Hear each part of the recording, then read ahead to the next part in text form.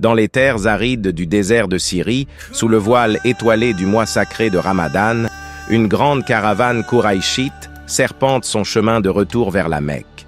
Chargée des richesses de Syrie, elle est dirigée par le rusé Abou Soufian, escortée par une maigre garde de 40 cavaliers.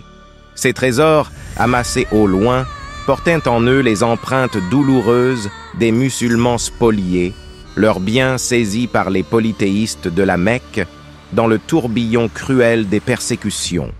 Au cœur de Médine, le prophète, éclairé par les murmures divins, apprend l'existence de cette caravane.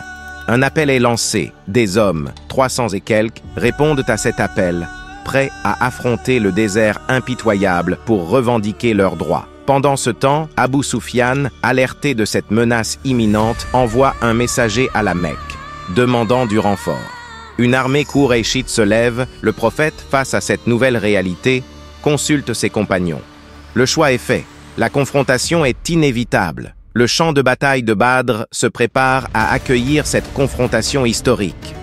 Le prophète stratégiquement positionne son armée, prenant soin de contrôler les ressources en eau.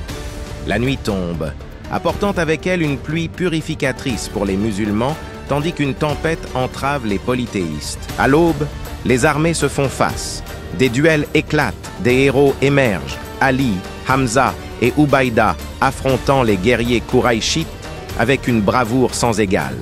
La bataille fait rage, le destin de chacun suspendu à la pointe de l'épée. Descendant du ciel, les anges viennent renforcer les rangs des croyants, insufflant la peur dans le cœur des mécréants.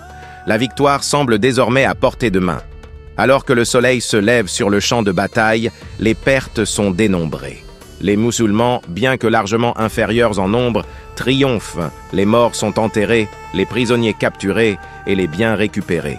La bataille de Badr s'achève, laissant derrière elle un héritage de courage, de foi et de victoire contre toute attente. C'est un récit de résilience, un écho de la lutte éternelle entre la lumière et les ténèbres.